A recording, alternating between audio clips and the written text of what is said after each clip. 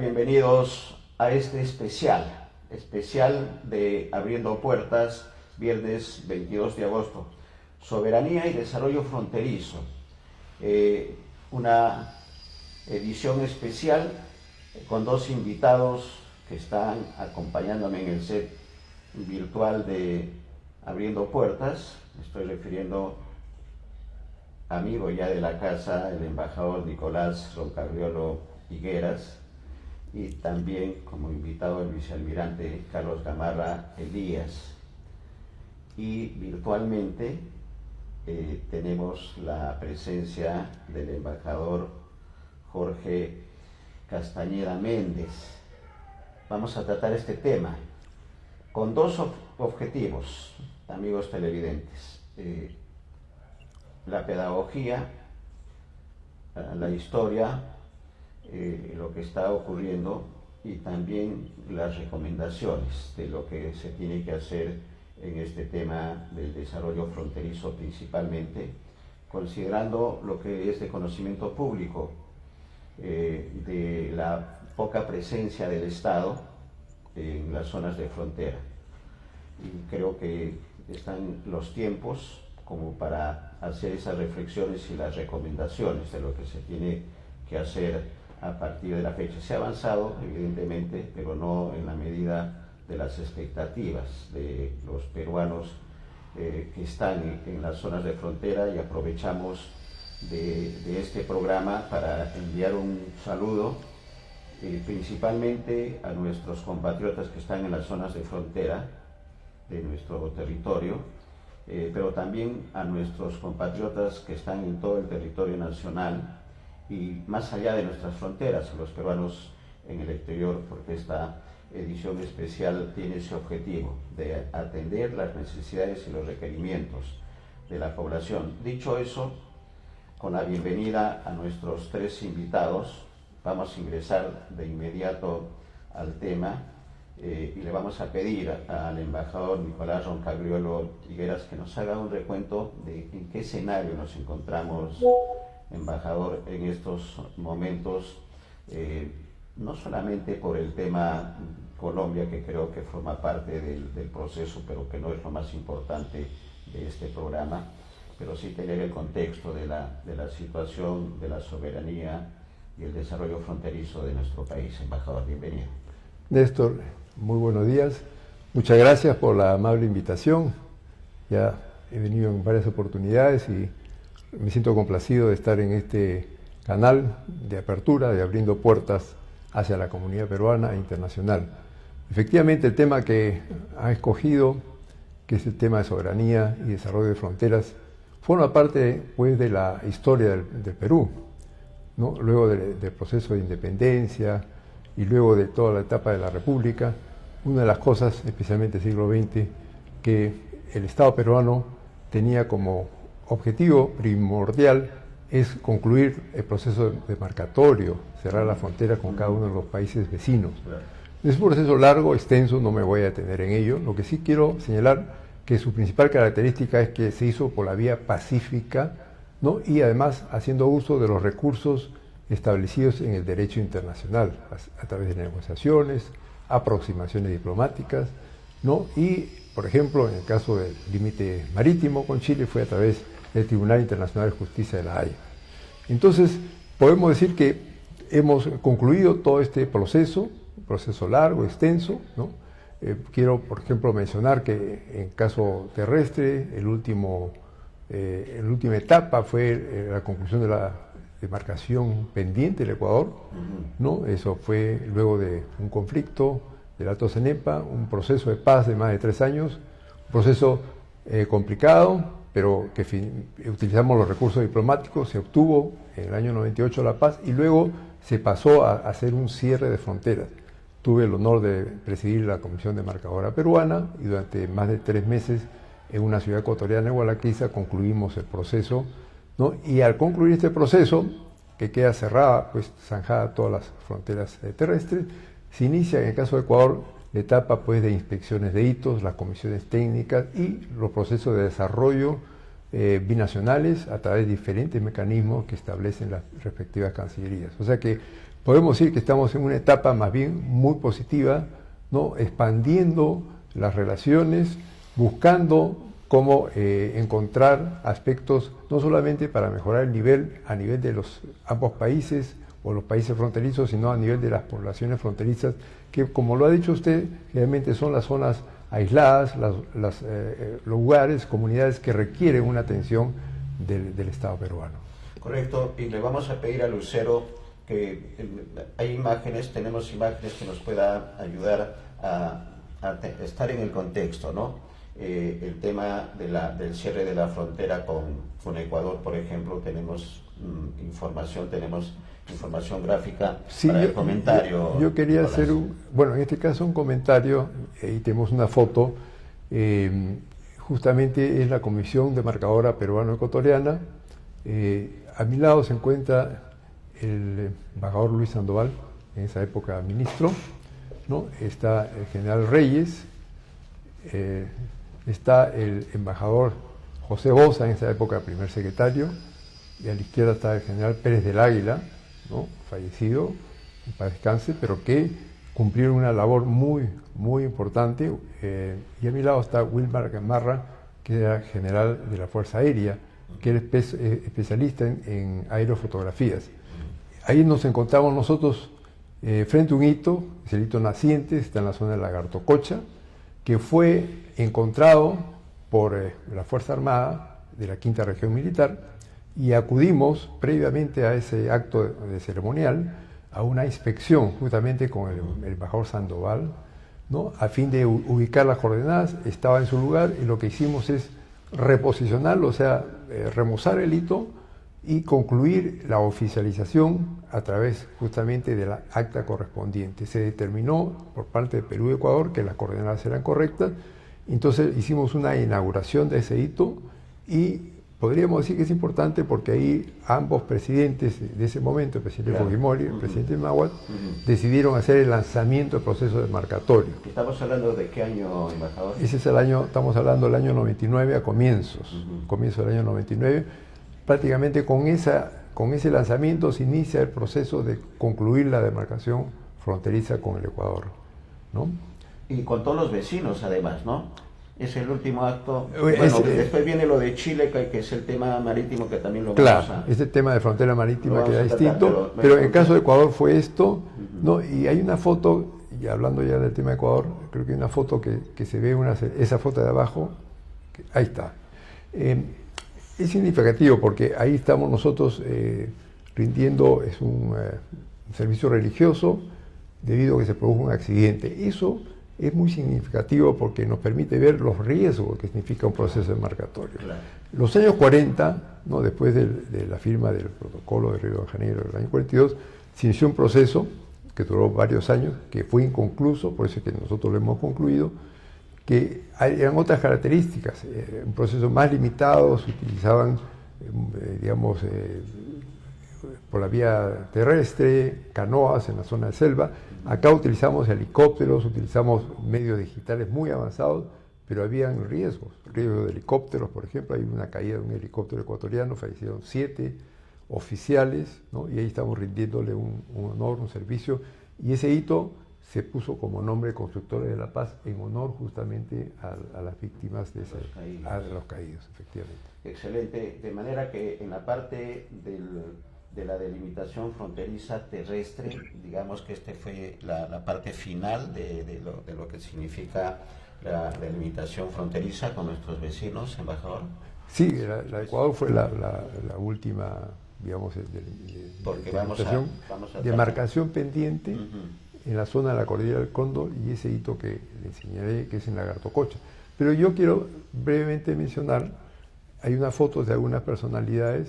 Primero, señalar, por ejemplo, anterior a él, el embajador Colunge, que trabajó mucho en esta etapa, fue colega mío, de una generación mayor, muy dedicado al tema de los límites, trabajó en todas las fronteras, ¿no? Y colaboró en procesos justamente de la negociación de los acuerdos de paz, junto con el embajador también Boza, y un equipo importante de la Fuerza Armada también, ¿no?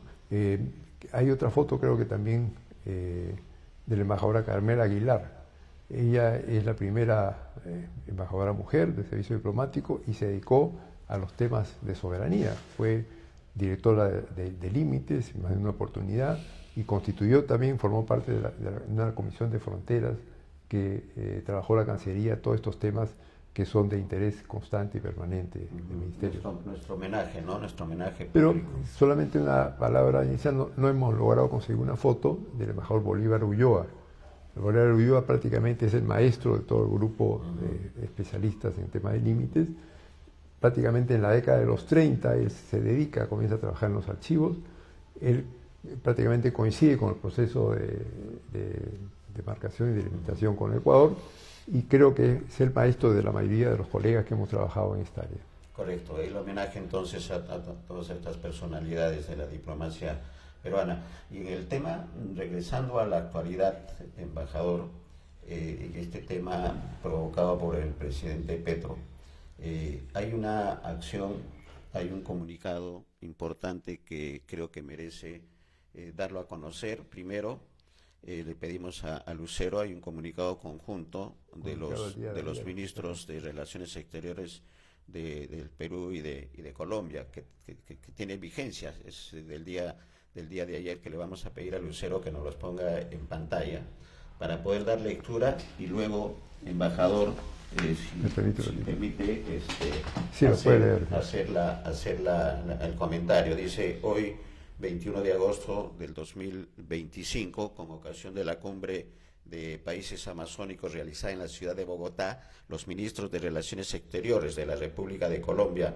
Rosa Yolanda Villavicencio Mapi, de la República del Perú, Elmer Cialel Salcedo, sostuvieron una reunión bilateral enmarcada en un ambiente de cordialidad y respeto, en la que reafirmaron la voluntad de mantener siempre el diálogo en armonía con las tradicionales relaciones de amistad y cooperación existente entre los dos países. En el encuentro, los ministros confirmaron la realización de la reunión número 14 ordinaria de la Comisión Mixta Permanente para la Inspección de la Frontera Peruano-Colombiana, el 11 y 12 de septiembre del 2025 en la ciudad de Lima, Perú. Los ministros coincidieron en la voluntad de trabajar conjuntamente para asegurar la navegabilidad en el río Amazonas y atender de manera integral las necesidades de las poblaciones de la frontera común. Bogotá, 21 de agosto del 2025. Comentario, embajador. Sí, cómo no. Yo creo que es importante lo que acaba usted de leer, porque eso marca justamente la característica de la Cancillería peruana, ¿no? Justamente en toda esta etapa posterior a la cierre de frontera con cada uno de sus países vecinos, de buscar desarrollar los aspectos comunes, de atender aquellos retos y desafíos que se presentan en la zona de frontera. Tenemos muchos retos en la parte con Colombia, tenemos pues la delincuencia transnacional, problemas de narcotráfico, problemas de poblaciones y comunidades aisladas, como usted ha señalado, ¿no? Y yo creo que este comunicado va en esa dirección, retoma esa línea que es muy importante, y yo quiero destacar esta palabra que dice mantener diálogo, armonía con las tradicionales relaciones de amistad y cooperación entre los dos países, que ese es el signo que ha distinguido esa relación, y en tal sentido y en ese contexto se va a realizar la reunión de la COMPERIF, que es la Comisión de Inspección de Hitos. Como digo, esta es la comisión que después que se cierran todas las fronteras, se llevan a cabo con cada uno de los países vecinos del Perú para hacer una revisión técnica con expertos de Cancillería y de las Fuerzas Armadas en la frontera para ver si es necesario pues reponer, digamos, chequear qué hitos están en su debida posición, todos tienen sus coordenadas, ¿no? Y ver qué otras situaciones se presentan de orden técnico. Yo creo que eso es lo positivo y ese es, digamos, el sentido de las relaciones de ambos países. Claro, y que pone paños fríos de alguna manera también a la actitud del presidente colombiano. Pero estamos hablando de cosas ya realizadas y solamente de vigilancia y de revisión. Pero hay un trabajo previo por ello le vamos a pedir al vicealmirante Carlos Gamarra Elías que nos haga una explicación, porque él es especialista en hidrografía, excomandante general de la Marina, miembro del equipo que participó en el contencioso sobre delimitación marítima con Chile. Estamos hablando de la participación en la Corte Internacional de La Haya, y reitero, especialista en hidrografía, porque los sitos en lugares terrestres son fáciles de trabajar, por lo menos la visión del comunicador, pero en el tema hidrográfico, en ríos, la cosa es mucho más complicada, de manera que le pedimos a nuestro invitado, con la bienvenida vicealmirante al programa, para que nos haga un recuento a nuestros televidentes de lo que significa el reto de colocar hitos que delimitan el tema del tema de frontera en el tema hidrográfico. Embajador, vicealmirante, bienvenido. Gracias, buenos días. Bueno, primero muy agradecido por la invitación. Es un honor estar junto con el embajador Nicolás Roncayolo y el embajador Castañeda en esta oportunidad. Y realmente felicitarlos a ustedes por su preocupación por estos temas, la difusión. Y en lo particular yo estoy ligado a trabajos en ríos amazónicos desde hace muchísimos años. Creo que casi 14 años de mi carrera como oficial de Marina he estado ligado a estudios y a trabajos en ríos de la Amazonía. Y son unos ríos muy especiales, son ríos meándricos, cambiantes. Y quiero enfocarme en esta oportunidad básicamente en el tema de la frontera peruano-colombiana, que como ustedes conocen, obedece a un tratado de límites del año 1922, en el cual se establecieron 3 sectores de frontera. Obviamente en la pantalla quizás no se aprecia por el tamaño de la letra, pero en el caso específico del sector fronterizo entre el Yaguas y el Atacuari, es una geodésica. En esa diapositiva se ve que hay 3 sectores. ¿Puede pasar la siguiente, por favor? Ahí se ve que hay 3 sectores, un sector que es en el Putumayo, que está en el número 1, que es el albio del río Putumayo. Después hay una geodésica que baja desde el Yaguas hasta el río Atacuari en la parte cercana al Amazonas, donde está el brazo Tigre, y después, tal cual lo establece el Tratado del Límite del 22, señala que la frontera es el Talhuet del río Amazonas. Y vamos a enfocarnos en eso. El Talhuet, como ya debe conocer la audiencia, es el canal más profundo de un río, del cauce de un río, ¿no? Pasa la siguiente, por favor. Entonces, cuando se trabaja la delimitación, se establecen los criterios para la demarcación, y después en el año 27 y 28 se establece ya una comisión mixta demarcadora con plenos poderes para cómo actuar. Establecen, obviamente, hablan nuevamente de la definición del Talhuet, pero lo más importante es que fijan que los trabajos de la comisión mixta serán definitivos y de efecto inmediato para todos los casos que haya habido acuerdo entre las partes. Si pasamos a la siguiente diapositiva, por favor. Obviamente, cuando se hacen los trabajos, que son trabajos muy complejos, yo tuve la oportunidad en el año 88, siendo jefe del Servicio de Hidrografía, trabajar en la reposición, primero la identificación, la reposición y densificación de hitos fronterizos en la línea geodésica Yaguas-Atacuari. Para que se hagan una idea, esos hitos se habían visto por última vez en 1932. En el año 88 nos tocó entrar al monte a través de brigadas mixtas con Colombia, tratar de ubicar los hitos. Estaban perdidos más de 60 años. Logramos ubicar los hitos, darles coordenadas nuevamente con sistemas satelitales y reponer y densificar estos hitos para que la gente que vive en la zona tuviera claro cuál era el límite de uno u otro país. Paralelamente, en esos años, comenzamos a hacer estudios batimétricos e hidrográficos del río Amazonas en el sector fronterizo. Ahí hay una lámina que tienen ustedes en imagino que es la del lado derecha. Esa es la carta y el plano levantado por la Comisión Mixta Demarcadora donde aparece con línea punteada roja cuál era la ubicación del Tadwell en el año 1929, y en cumplimiento al acuerdo del tratado, lo que se hacía era asignar las islas que estaban más próximas a cada una de las riberas en función a qué, al Tadwell.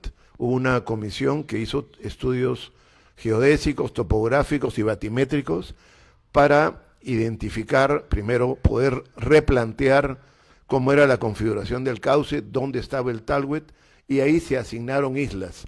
Obviamente había islas más grandes, otras pequeñas. Las pequeñas no tienen toponimia, o sea, no tenían nombre. Así se asignaron islas a Colombia e islas a Perú. Y en la otra lámina que vamos a ver, esa es una imagen en la cual está la zona de la isla Chinería, que fue asignada en 1929 al Perú. Esa isla, por razones prácticas de cómo cambian los ríos en la selva, yo he tenido la oportunidad de hacer estudios en el río Ucayali para ver cómo podía cambiar el diseño del puerto de Pucallpa, en Iquitos para ver cómo ha cambiado el río Amazonas frente a Iquitos, y obviamente con toda esa experiencia veíamos que se iban a presentar cambios que iban a afectar a Leticia. La isla Chinería es una isla que va creciendo. Santa Rosa, el poblado de Santa Rosa es parte de Chinería. Esa isla es peruana, fue asignada en el tratado y reconocido. Además, de acuerdo al derecho internacional, el Tadwell es el Tadwell vigente en el año 29 que se determinó, y la frontera reconocida por todos es el Tadwell. Lamentablemente tenemos nosotros hacia el lado, digamos, de la margen derecha del río Amazonas, por razones de los cambios hidromorfológicos, el territorio peruano siempre va cambiando. No sé si ustedes recuerdan que antiguamente ahí existía el puesto de Chimbote y Ramón Castilla, que desaparecieron, fueron erosionados por el río. Esa es la situación, y yo he participado desde la Comperif, creada en 1986, yo me incorporé en el año 88, he participado en muchísimas reuniones con los hermanos colombianos, y siempre había una preocupación de cómo trabajar en conjunto para que ese brazo del canal que pasa entre Chinería y Leticia, de alguna manera recupere su cauce, su caudal, y que el importante puerto de Leticia no se quede sin agua, ¿no? Y sobre eso la predisposición del gobierno peruano y de la Cancillería en particular siempre ha sido cómo colaborar y cómo buscar.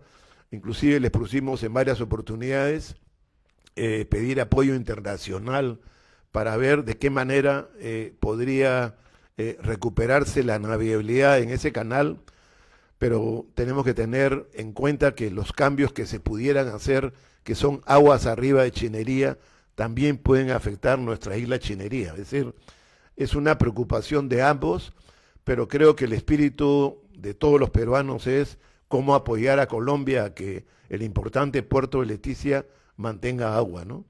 Y este es un tema que es cambiante. No sé si usted ha estado en Iquitos, frente a la ciudad de Iquitos pasaba el río Amazonas, ahora pasa el río Itaia. El puerto, cuando yo comencé mis estudios en el Ucayali, se iba a inaugurar el puerto de Pucallpa, y el puerto de Pucallpa nunca se pudo hacer.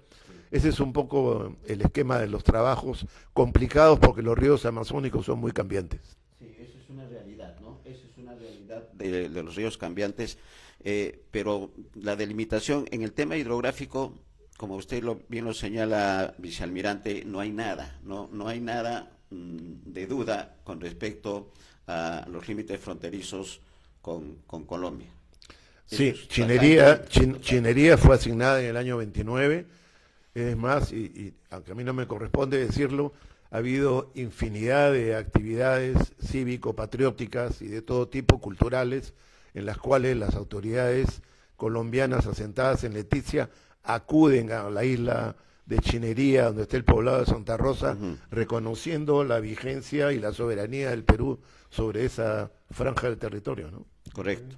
Sí, correcto. Sí, claro que sí. Muchas gracias, almirante Gamarra. Yo creo que muy ilustrativa su presentación. Yo creo que como un experto con él he asistido a unas reuniones de Comperif también anteriormente. Yo creo que ha quedado muy ilustrado esto. Yo también quiero reafirmar lo que acaba de señalarse, el tema está totalmente zanjado, y la chinería pues es peruana, eso ya no hay la menor discusión. Yo quería solamente mencionar de que han habido numerosas actividades, como ha comentado el almirante Gamarra, en las cuales autoridades colombianas han estado presentes en el lado de chinería. Yo he estado en contacto también con personas que han estado en la ODE del Ministerio de Relaciones Exteriores en Iquitos, y me han comentado, he visto videos, inclusive habiendo yo visitado años atrás el poblado de Santa Rosa, no había visto que había un hotel. Ahora hay un hotel que han construido bastante moderno, y ahí han hecho un festival gastronómico meses atrás, sí, con presencia de autoridades de Colombia, ¿no? Eso es lo que quería señalar. Claro, y eso significa desarrollo fronterizo, ¿no? Entramos sí al tema del desarrollo fronterizo. ¿Algo más que agregar? No, solamente comentar que inclusive en las operaciones no binacionales, sino trinacionales, porque participan las Armadas de Perú, Colombia y Brasil, hay un pleno reconocimiento, inclusive se hacen algunas actividades de acción cívica en la isla Chinería, ¿no? Por parte de los tres países. Claro, y hay operaciones, porque la zona es una zona bastante preocupada en los temas de inseguridad, hay narcotráfico, hay tal ilegal, sí, hay minería ilegal en los ríos, y realmente seguramente va a ser los aspectos que se van a tocar. Hay una preocupación muy especial de cómo el país debe enfocarse en apoyar a todas esas regiones alejadas que necesitan el soporte del Estado para que tengan un apoyo socioeconómico. Mayor presencia del Estado, ¿no? Que creo que es la palabra, y esto nos permite también, con las gracias, vicealmirante, por la exposición y por la precisión con respecto al tema fronterizo con Colombia, y es el desarrollo de las fronteras, y para ello le vamos a ceder el uso de la exposición y del tiempo al embajador Jorge Castañeda Méndez. Él es exdirector general de Estudios y Estrategias de Políticas Exteriores. Como anillo al dedo, diríamos, embajador, la participación del embajador Castañeda. Además ha sido embajador del Perú en Polonia, Tailandia, Canadá y la India. Y en la India esperemos tener un momentito para hablar, porque tenemos entendido que está en elaboración, en proceso, un libro que ha escrito el embajador Castañeda sobre la India y la potencialidad que significa en las relaciones no solamente diplomáticas, sino comerciales con nuestro país. Esperemos tener el tiempo. Pero vamos al tema, el desarrollo fronterizo. ¿Cuál es el diagnóstico del embajador con toda la experiencia en este tema, embajador? Bienvenido. Bueno, muchas gracias, señor Becerra, por la oportunidad de compartir con el almirante Carlos Gamarra y con el embajador Roncagliolo, quienes de manera magistral han sustentado pues la posición jurídica y técnica de la frontera con Colombia. Yo quiero focalizarme exclusivamente en el aspecto del desarrollo de integración fronteriza, destacando un hecho importante, ¿no?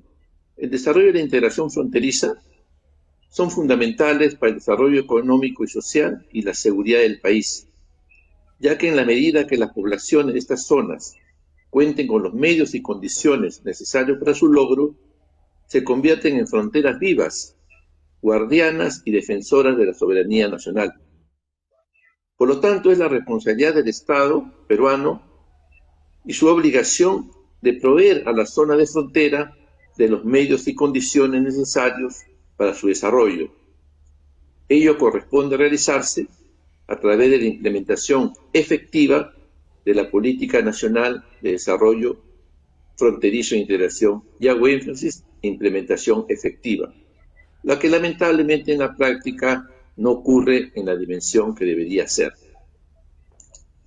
Para entender la política de desarrollo e integración fronteriza, es necesario, y también parte de la problemática por la cual no tiene esa efectividad, vamos a ver cuál es el marco legal que la sustenta, ¿no? La ley marco para el desarrollo de integración fronteriza es la ley 29778, que es una ley que define los espacios de frontera, establece los mecanismos de formulación, coordinación, ejecución y seguimiento de la Política Nacional de Desarrollo e Integración Fronterizos, que es parte constitutiva de la política exterior del Perú y de la Política Nacional de Desarrollo, y es la que regula el Sistema Nacional de Fronteras e Integración Fronteriza, llamado SINADIF. El SINADIF, que es una estructura bastante amplia y que abarca los niveles de gobierno nacional, regional, local y distrital, comprende los principios, normas, procedimientos, técnicas e instrumentos que dirigen la intervención del Estado en la promoción, orientación y coordinación del desarrollo fronterizo sostenible y de integración fronteriza. Y está conformado el SINADIF o el CONADIF, que es el Consejo Nacional de Desarrollo de Fronteras e Integración Fronteriza, y los comités regionales, provinciales y distritales de desarrollo de fronteras e integración fronteriza. Todo ello coordinado por el Ministerio de Relaciones Exteriores. El CONADIF es la máxima instancia multisectorial y multinivel encargada de formular, conducir y evaluar la política del Estado en materia de desarrollo e integración fronteriza. En este sentido, se constituye en el espacio de articulación política que permite concertar y priorizar acciones para atención de las poblaciones de frontera a través del diálogo entre los tres niveles de gobierno. El CONADIF es presidido por el Ministro de Relaciones Exteriores y está conformado por el Ministro del Interior, el Ministro de Defensa, los Ministros de Estado de acuerdo a los temas de la agenda, los 9 gobernadores regionales de frontera, que son Amazonas, Cajamarca, Loreto, Madre de Dios, Piura, Puno, Tacna, Tumbes y Ucayali, 3 alcaldes provinciales y 3 alcaldes distritales de frontera que actúan en representación de sus pares, así como el director ejecutivo del Centro de Planeamiento Estratégico, CEPLAN.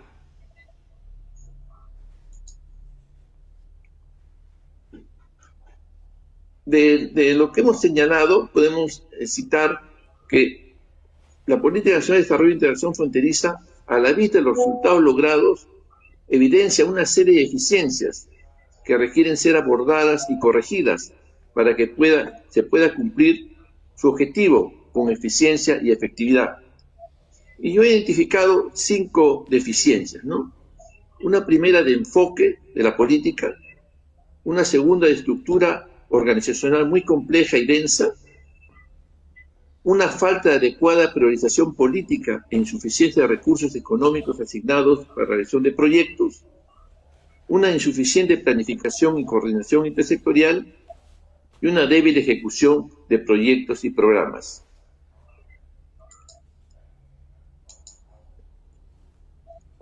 El enfoque. La política de desarrollo e integración fronteriza tiene un enfoque dual que combina el desarrollo de nuestras zonas de frontera con la integración fronteriza con las poblaciones de los países vecinos.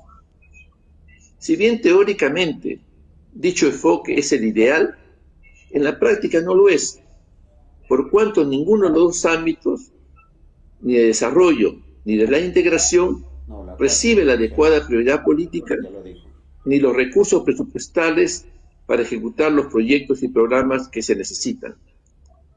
Como resultado, hay un pobre desarrollo en nuestras zonas de frontera y una asimétrica integración con las poblaciones de los países vecinos que gozan de un mayor desarrollo económico y social.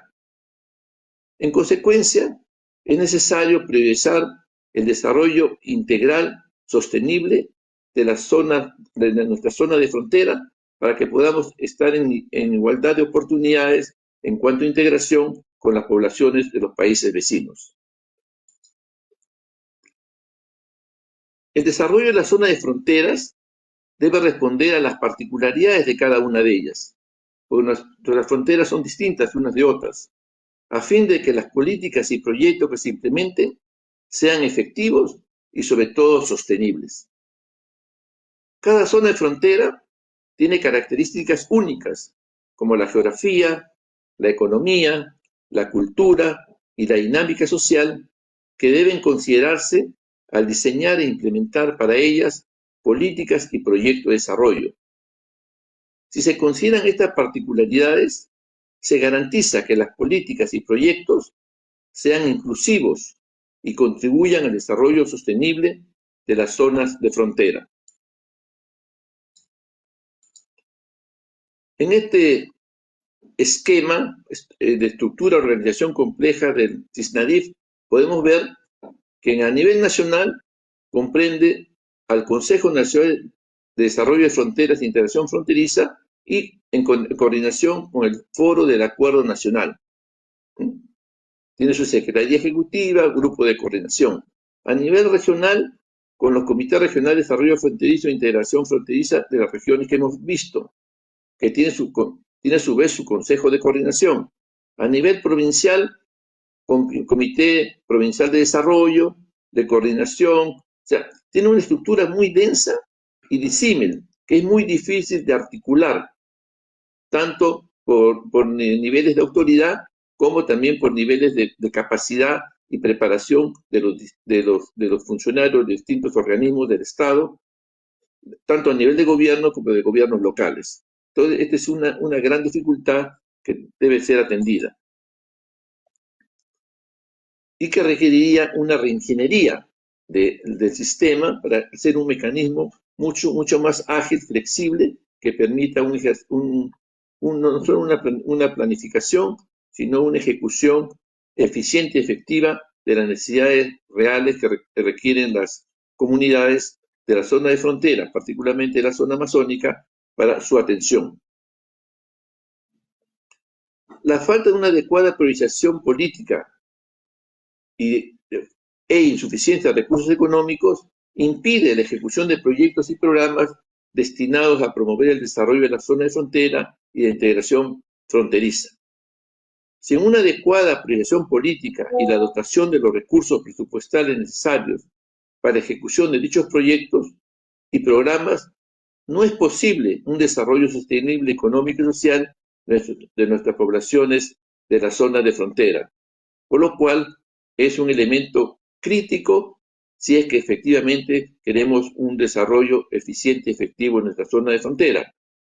Cada vez que se suscitan incidentes como el último de Chinería con Colombia, surgen una serie de ofrecimientos, ¿no?, de realización de proyectos de distinta naturaleza, pero que pasado el tiempo o no se desarrollan o no tienen un carácter integral, por lo cual, digamos, son desarticulados y atienden solamente cuestiones menores.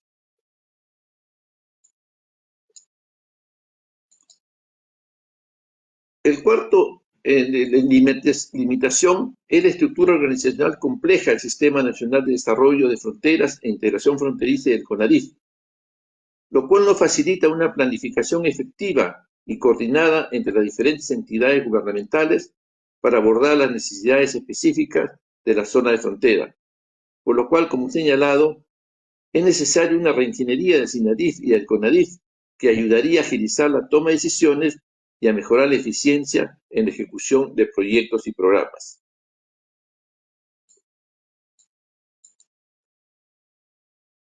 Finalmente, una débil ejecución de proyectos y programas. La creación de comités ejecutivos intersectoriales por cada zona de frontera podría ser una herramienta efectiva para agilizar la ejecución de proyectos y programas de desarrollo en cada una de ellas, porque a la fecha no son comités articulados. Cada ministerio, el de Educación, de Salud, cada uno hace su programación y el desarrollo de los proyectos por su lado. Lo que se trata de hacer proyectos integrados que permitan atender las necesidades en forma sostenible para esas comunidades. Para implementar los comités ejecutivos intersectoriales es necesario definir claramente las funciones y responsabilidades de cada comité, así como su estructura y composición, la cual debe ser la más ajustada posible. Es necesario y sobre todo fundamental establecer mecanismos de monitoreo y evaluación para garantizar la efectividad de los comités y la ejecución de los proyectos y programas. En conclusión, podemos señalar que lamentablemente la política de desarrollo e integración fronteriza a la fecha no marcha a la altura de las necesidades que las zonas de frontera requieren. Por lo cual, esperemos que este incidente que se ha producido con Colombia en Chinería, que efectivamente ya está en proceso de atenuación, pueda resolverse con una mayor prioridad política, mayor asignación de recursos y una reingeniería de ambos, del Sistema Nacional de Integración Fronteriza y del Consejo Nacional de Desarrollo Fronterizo. Gracias. Le vamos a pedir, nos quedamos nosotros como comunicadores, Jorge, embajador, con estos comités ejecutivos intersectoriales por cada zona de frontera, que creo que es las palabras claves, pero los comentarios de nuestros invitados también, embajador. Sí, muchas gracias. Yo creo que ha hecho una excelente exposición el embajador Castañeda, producto de la investigación que él ha venido haciendo. Ahora, el tema de la necesidad de la atención del Estado a la zona de frontera es un tema histórico, un tema antiguo, que tiene muchos años. Yo he notado unas ciertas mejoras, por ejemplo, en la zona de Santa Rosa, como decía, cierta mayor actividad. Se han creado los MAC el año pasado, que años atrás no habían, cuando yo visité. Este sistema de atención o servicios, los módulos de atención, y también las PIAs, que son los buques de la Armada. Entonces yo pienso que lo que ha sucedido ahora en Santa Rosa, la presencia de la presidenta, que ha estado ahí y ha anunciado un conjunto de medidas para poder agilizar y conectar de mejor forma esa zona con el resto del país, debe marcar un antes y un después. Eso es lo que esperamos todos que deba realizarse, pero esperando también que sea una cosa de largo aliento y de largo alcance, no solamente medidas de corto plazo. Ese es el comentario que quería hacer al respecto. Correcto, y yo lo que quisiera, con el comentario también que le pedimos al vicealmirante, es señalar dos cosas. Con nuestra experiencia de comunicadores que hemos estado en Madre de Dios, hemos estado en Ucayali, hemos estado en ese viaje histórico que hizo el presidente Belaúnde al Caciquiari, extraordinario, que en algún momento lo vamos a repetir, porque permitió unir, ¿no? Le voy a dejar eso para que haga el detalle al vicealmirante, porque ese viaje del Caciquiari que unió Perú con Venezuela pasando por Colombia fue extraordinario, pero eso indica de que tiene que haber más atención del Estado, no solamente por el tema de Santa Rosa en este momento que es coyuntural, sino de una manera sostenida, y eso es una política de Estado que compromete a varios actores. Comentarios, vicealmirante. Gracias. Bueno, complementando la exposición que ha hecho el embajador Castañeda, yo hice la precisión que he pasado 11 años de mi vida en la selva, y justamente lo que usted señala, me correspondió hacer el viaje de exploración previo al Caciquiari, que lo encargó el presidente Belaúnde, lo mismo cuando quiso unir el istmo de Fiscarral. He estado en Madre de Dios y conozco casi toda la selva, y realmente esa gran parte de nuestro territorio está abandonada por el Estado. Y debemos ser conscientes que la principal presencia en la selva es de la Fuerza Armada. La Fuerza Armada, a través de los cuarteles, las estaciones y las bases, es la que hace ocupación. Lamentablemente no ha habido un impulso a las unidades que tenía el ejército para impulsar el desarrollo en algunas partes de la selva.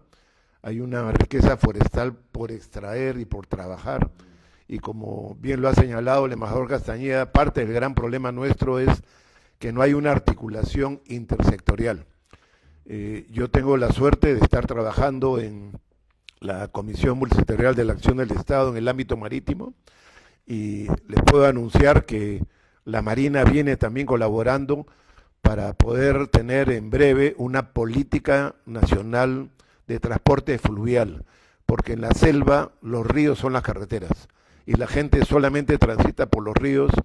Inclusive Iquitos es una isla, solamente se puede llegar o por vía aérea o por vía fluvial, y nosotros tenemos que tener un mecanismo de coordinación, hubo una experiencia muy interesante con Colombia en los años 90, con el Plan de Desarrollo Colombo Peruano entre el Napo y el Putumayo, donde trabajaron todos los sectores para identificar las necesidades de las poblaciones. Mi recomendación es que hay que trabajar con la gente de la zona. Trabajar desde Lima, desde el escritorio, es imposible. Y les corresponde a los gobiernos regionales y locales el trabajar, porque son los que conocen las necesidades y tienen identificadas la falencia de sus poblaciones. Se habló de las PIAs, que también es una iniciativa que sigue lo que desarrolló el presidente Belaúnde con la acción cívica, que son unidades fluviales que van interactuando con una serie de servicios de los sectores, pero se va atendiendo en los ríos de manera eventual. No es que haya una permanencia permanente de este tipo de unidades, que es lo que pide la población. Ese sería mi aporte. Correcto, sí, y totalmente de acuerdo en el tema de las PIAs, que se inician con las acciones cívicas de la Marina de hace 30 años, vicealmirante, quizás 50 años, sí, totalmente, pero que luego se ha ido perfeccionando cuando el MIDIS interviene con las plataformas, y ahora los MAC, como bien ha señalado también el embajador Roncagliolo, de manera que esa presencia, que pueden ser lunares ahora, tiene que convertirse en una política de Estado, y eso compromete a varios actores. En esa línea, un comentario, embajador, con respecto a lo que se tiene que hacer, embajador Castañeda, ¿qué es lo que tendría que hacerse en lo inmediato, considerando además que estamos el próximo año, un año electoral, y hay responsabilidades de las nuevas autoridades que tienen que asumir parte de este déficit de atención del Estado? La Marina lo ha cumplido de alguna manera en la Amazonía, pero se necesita mucho más. Bueno, como yo lo señalé, las zonas de frontera son muy distintas una de otra y tienen diversas particularidades sociales, económicas, culturales, que requieren que para cada zona se haga un diseño de política particular, y coincido con el almirante, que tiene que ser en coordinación estrecha con los sectores beneficiados. Si nosotros podemos ver la situación de Purus, ¿no?, que es una población que está prácticamente escasa de presencia del Estado, y que sus vecinos recurren a Brasil para atender parte de sus necesidades básicas, revela pues el dramatismo de esta situación, ¿no? Entonces, yo creo que no se trata de hacer proyectos de carácter asistencialista, porque esa es una parte de la solución, pero no la toda, ¿no? Mi opinión, tiene que desarrollarse proyectos integrados de servicios, ¿no?, que contemplen, por ejemplo, para las poblaciones de Purus, ¿no? Son poblaciones que no tienen acceso a agua potable, no tienen acceso a electricidad, ¿no? La salud, limitados.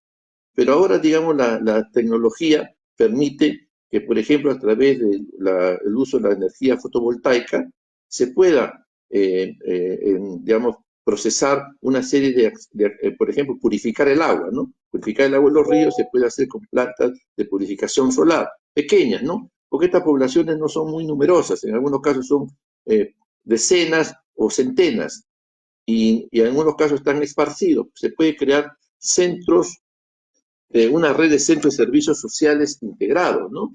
Porque si se le provee energía solar, se puede no solamente puedan purificar el agua, sino, por ejemplo, también puedan tener posibilidad de tener congeladoras que permitan mantener el pescado, que lo congelen, lo preserven y puedan inclusive trasladarlo para su comercialización. Igual pueden hacer plantas de secado de frutas con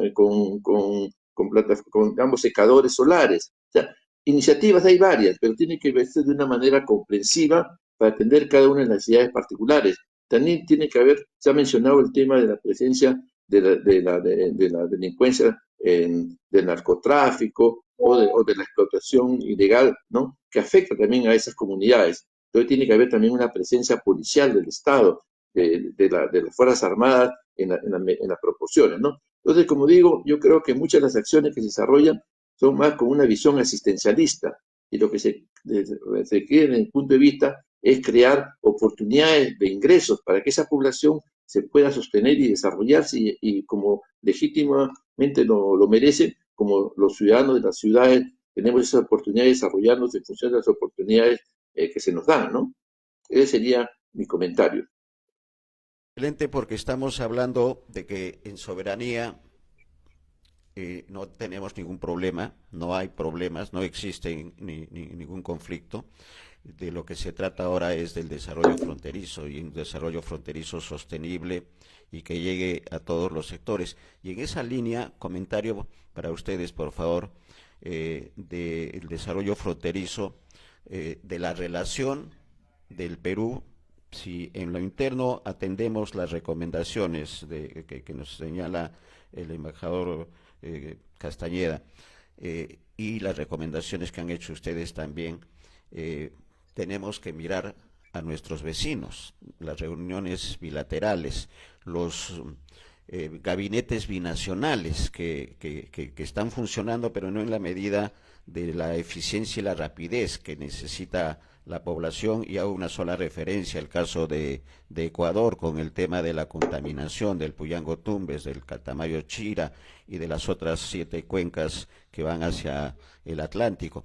Hay responsabilidades compartidas con nuestros vecinos. ¿Cómo trabajar esas reuniones bilaterales a través de los gabinetes y de otros instrumentos que pueden darse, embajador primero, don Carlos? Sí. Muchas gracias. Yo creo que muy acertado su comentario con respecto al tema de las relaciones bilaterales que el Perú tiene con los países vecinos.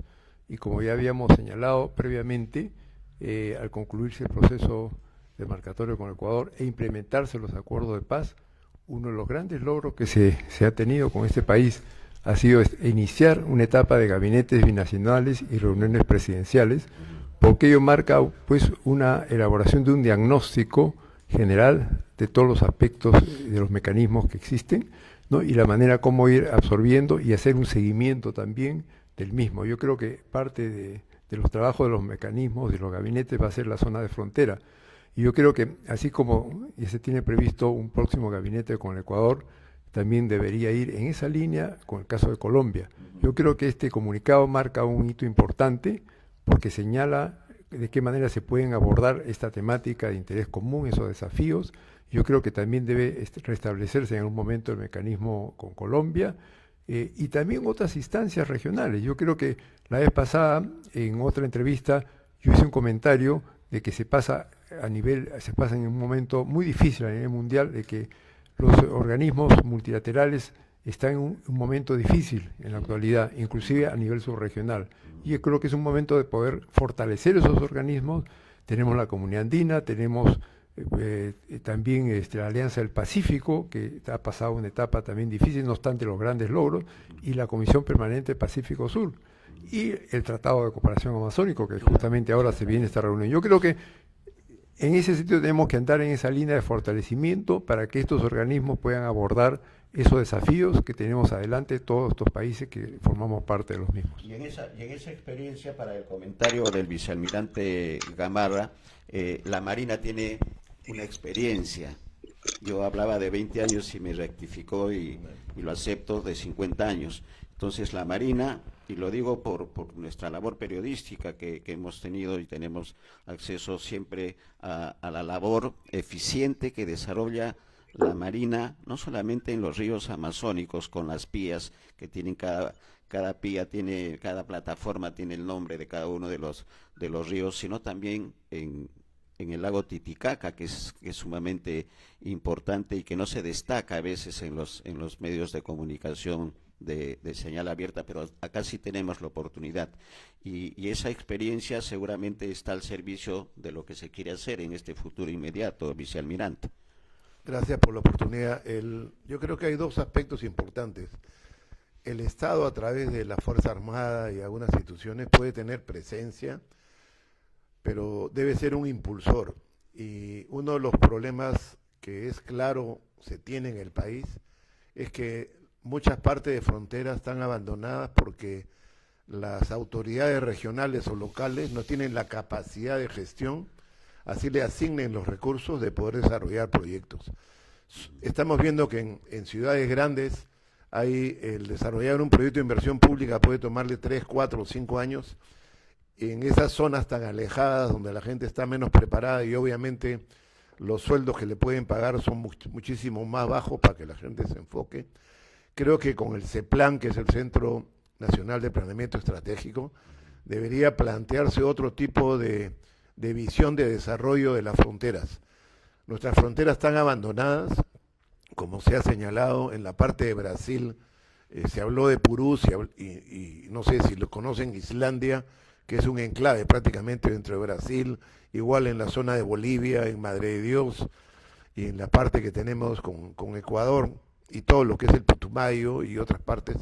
Obviamente lo que se requiere es tener una visión de país, de cómo vamos a desarrollar la Amazonía, que es más del 60% del territorio, y que es la única región que tiene un artículo especial en la Constitución para desarrollo de la Amazonía. Pero no existe un plan nacional de desarrollo de la Amazonía que yo conozca. Hay esfuerzos de regiones que se han aunado entre ellos para poder sacar adelante algunos proyectos, pero creo que nos falta una visión integral de lo que queremos para desarrollar en la Amazonía. Se habla del famoso tren bioceánico Brasil-Chancay, que es una utopía.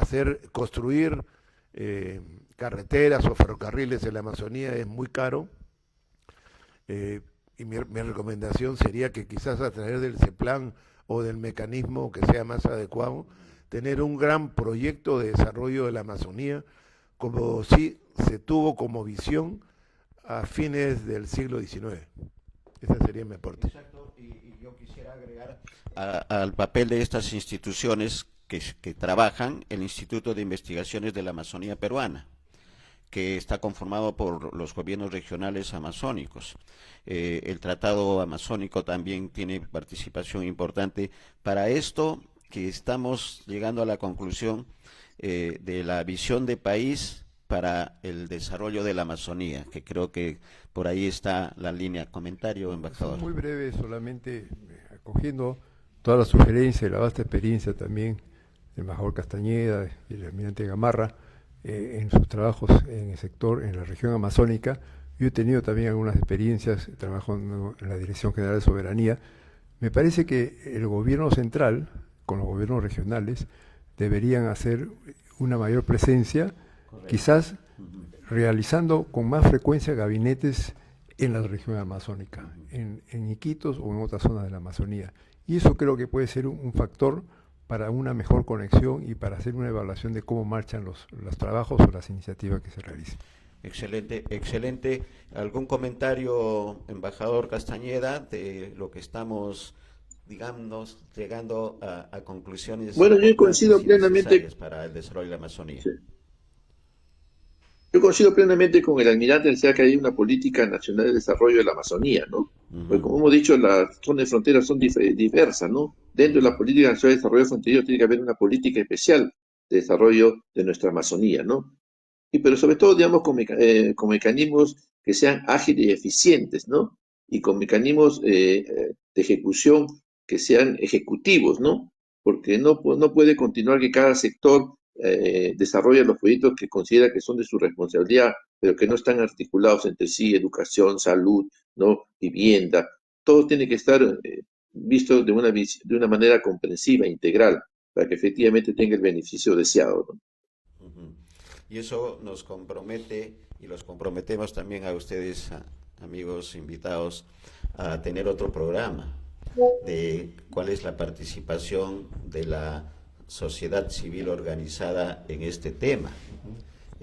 No hemos hablado nada de ellos, ligeramente de lo que significa el Instituto de Investigaciones de la Amazonía Peruana, que tenemos la suerte de conocer su desarrollo de los últimos años, que ha caído un poco en la burocracia, pero es un instrumento importante para lo que queremos, el desarrollo de la Amazonía y finalmente el desarrollo fronterizo a la que tienen derecho nuestros compatriotas que están en la zona de frontera. Quizás algunas conclusiones finales, embajador.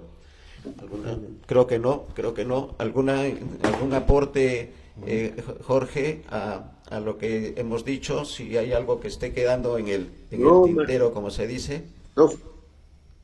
No solamente felicitarte por la iniciativa de haber desarrollado este tema, creo que es de suma importancia, y ojalá pues que haya eco y efectivamente se proponga la realización de una política nacional de desarrollo de la Amazonía y que se haga una reingeniería de cómo opera el Sistema Nacional de Desarrollo e Integración Fronteriza y haya pues mayor prioridad política y la asignación de los recursos y que los proyectos que se hagan de una manera ejecutiva y no pues de manera desorganizada. Correcto. Excelentes conclusiones. Muchas gracias, amigos.